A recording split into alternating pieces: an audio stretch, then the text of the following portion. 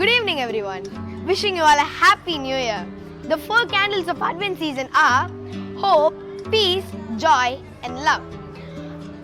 Hope means நம்பிக்கை. நான் இன்னைக்கு ஹோப்பை பத்தி ஒரு குட்டி ஸ்டோரி சொல்ல போறேன். ஒரு ஊர்ல ரொம்ப வருஷமா drought இருந்துச்சு.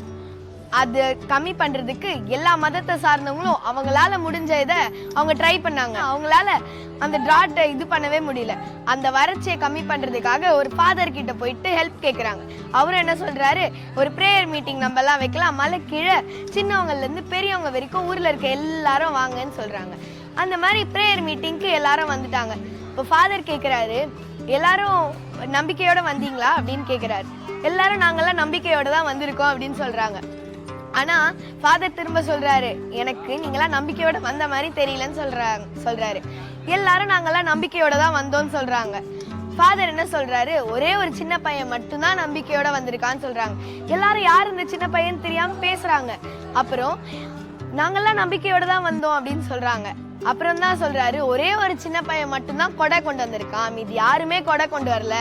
மழை வரும்னு அவன் மட்டும் நம்பிக்கை வச்சு கொடை கொண்டு வந்திருக்கான். மழை வந்தா கொடை வச்சு நம்மளை காப்பாத்திக்கலாம், நம்ம கொடை கொண்டு வந்திருக்கான். அந்த மாதிரி யாருமே கொடை கொண்டு வரலன்னு சொல்றாங்க. அந்த மாதிரி இந்த குட்டி கதையில இருந்து நம்ம என்ன தெரிஞ்சுக்கிறோம்னா, இந்த வருஷத்துலயும் வரப்போற வருஷத்துலயும் நம்மளோட நம்பிக்கையை தளர விடாம நம்ம நம்பிக்கையை ஒன்னொன்னுலயும் ஸ்ட்ராங்கா வைக்கணும்.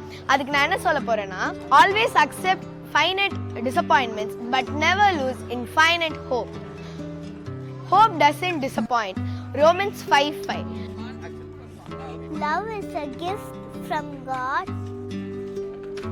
that we share with each other with a kind smile and a big warm hug.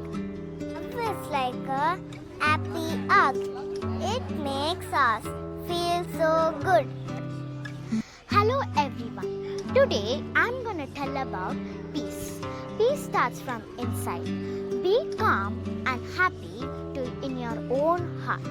And that peace will be spread to your friends and family. Always be gentle, helpful and loving to all the people on earth. Peace be with you. One smile can make a big difference. கடவுளுடைய பிறப்பு நம்மளுக்கு மகிழ்ச்சியை பரிசாக தருகிறது.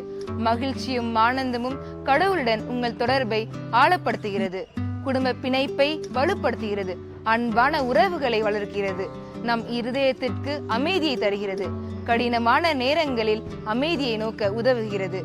எனவே மகிழ்ச்சி என்பது நம் வாழ்வை மாற்றும் சக்தி. இந்த புத்தாண்டில் மகிழ்ச்சியாய் இருப்போம், மற்றவர்களுக்கும் மகிழ்ச்சியை பரப்புவோம். இனிய புத்தாண்டு நல்வாழ்த்துக்கள். Have a joyful year ahead. And wish you all a happy new year. Once again, wishing you all a happy new year. Thank you.